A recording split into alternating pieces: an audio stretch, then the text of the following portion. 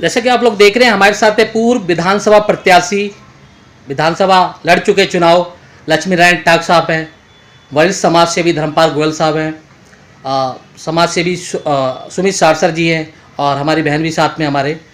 तो सभी से बात करेंगे। एक बड़ा विशेष मुद्दा है नशे को लेकर जो कॉलोनियों में चल रहा है। सर, नशा, बच्चों की नस्ल खराब करने वाला नशा आजकल कॉलोनियों में बिक रहा है। बहुत गंभीर विषय है, इस पर मैं आप सभी के व्यू लेना चाहूँगा। सबसे पहले टाक साहब आप बताएं।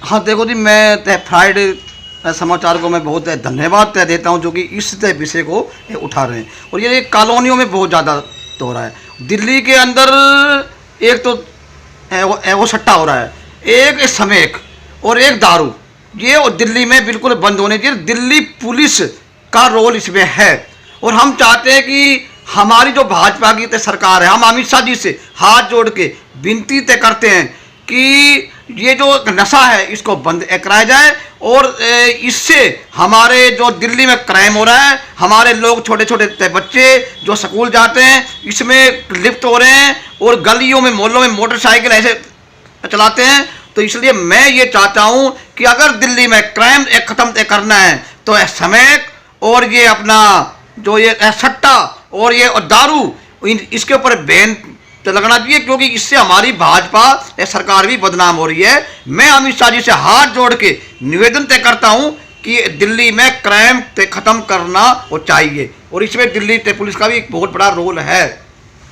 गोयल साहब, नशा तकरीबन हर 5वें घर तक पहुंच चुका है, तो उसके बारे में आप क्या कहोगे? मैं आपके मीडिया को धन्यवाद देता हूं। इस विषय को आपने आप और इस विषय में जानकारी मांग रहे हैं। मेरा निवेदन ये है कि दिल्ली के हर मोहल्ले में मंगोलपुरी, सुल्तानपुरी इस प्रकार के लोग जुटे हुए हैं जो सत्ता, कहीं पर शराब, कहीं पर स्मैक का धंधा जो जोरों से चल रहा है, उस पर पूरी तरह दिल्ली पुलिस रोक लगाए। अपराध के अंदर दिल्ली में जो अपराध की सीमाएं बढ़ रही हैं, इसका अपराध अगर इस पर रोक नहीं लगी तो ये अपराध निरंतर बढ़ते जाएंगे। और मेरा निवेदन है अमित शाह से भी, दिल्ली के सीपी से भी, इन पर अपराधों पे अंकुश लगाना है तो कहीं ना कहीं नशे पर आपको अंकुश लगाना होगा। धन्यवाद। प्रशासन की नाक के नीचे ये सब कुछ हो रहा है, खुलेआम हो रहा है, आप अपने शब्दों में क्या कहेंगे? मैं सबसे पहले धन्यवाद करूंगा फ्राइडे न्यूज़ का, हमारे भाई राकेश प्रथम जी का, जो इस रिसेंट कॉलोनी के अंदर भी जो छोटे चैनल चलाते हुए भी लोगों की आवाज़ों को इतना आगे बढ़ाते हैं, इतना उठाते हैं, तो इसका पहले धन्यवाद है। और ये जो नशा इतना बढ़ चुका है यहाँ पे, हम लोग कई सालों से लगे हुए हैं नशे के खिलाफ, पर नशा अब तक रुका नहीं है। हम ये चाहते हैं कि मैं भाजपा से हूँ और भाजपा का जिला उपाध्यक्ष हूँ पार्टी का, और आदरणीय अमित शाह जी से भी हम लोग यही गुहार करेंगे कि नशे के ऊपर लगाम लगाई जाए और नशा ख़त्म करा जाए। और अब जो ये रिंकू शर्मा की हत्या हुई है, ये भी नशे के कारण हुई है ना। अगर ये लोग नशे में थे जब तो उस लड़के को मारा इन्होंने। अगर नशा ख़त्म होगा तो ये हत्याएँ ख़त्म होगी। अब एक एक्स ब्लॉक में भी एक हत्या हुई है, अभी नाले के अंदर 2 नशेड़ी लड़ रहे थे, एक को उठा के नाले में फेंक दिया। अब ये हुआ क्या है? ये नशे के कारण ही तो हो रहा है ना। सबसे पहले नशे पे अंकुश लगाया जाए, नशे को ख़त्म करा जाए, तो मंगोलपुरी एक ऐसा भाईचारे वाली कॉलोनी है जो यहाँ पे सब समझदार है, सब समझेंगे, एक दूसरे का प्यार है यहाँ पे। आपने अभी देख भी लिया होगा पीछे कितना प्यार था आपस में, पूरी जन आक्रोश था पूरी पब्लिक के अंदर, सभी में आपस में प्यार है यहाँ। पहले नशे को ख़त्म करा जाए, सभी से हो जाए। जय हिंद जी, आपका नाम जानना चाहेंगे? सपना शर्मा मेरा नाम है और मैं फ्राइडे न्यूज़ का बहुत शुक्रिया करती हूँ कि ये छोटी छोटी जो कॉलोनियों में जाकर और आप इतने तरीके से काम कर रहे हैं, उसके लिए मैं आपका बहुत शुक्रिया करती हूँ।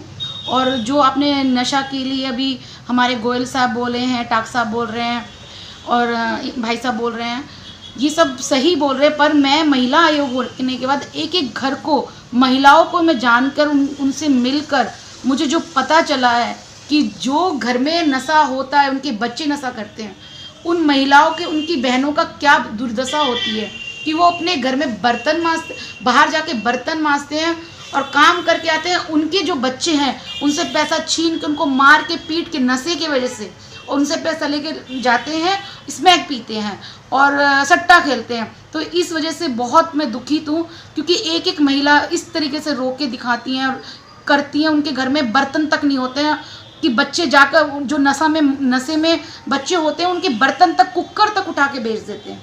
तो मैं इसलिए बहुत तकलीफ़ में हूँ। मैं चाहती हूँ हमारी सरकार से कि नरेंद्र मोदी जी से मैं चाहती हूँ, अमित जी से चाहती हूँ कि ये सब चीज़ें थोड़ा सा इस चीज़ पे गौर करके इसको ख़त्म करा जाए। मैं बस इतना ही चाहती हूँ। Thank you so much. Doctor साहब, अगर ये चीज़ें इनके लिए रोकने के लिए आप क्या क्या करेंगे अगर नहीं रुकती हैं जल्दी? तो अगर ये चीज़ें नहीं रुकती है तो हम सीपी पुलिस कमिश्नर के हम पे धरना देंगे, और चाहे हमारी सरकार के खिलाफ हो, ये हम काम करेंगे। जी गोयल साहब, आप? ताक साहब ने जो बात की है, हम इसके लिए जहाँ भी जाना होगा, इस पर रोक लगे वहाँ उस सीमा तक हम जाएंगे।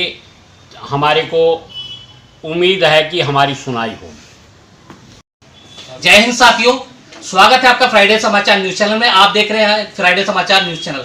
मंगोलपुरी क्षेत्र में है, दिल्ली का मंगोलपुरी क्षेत्र है। तकरीबन हर कॉलोनी में नशा व्यापार इतना बढ़ चुका है कि तकरीबन हर 5वां 6वां घर इससे पीड़ित है।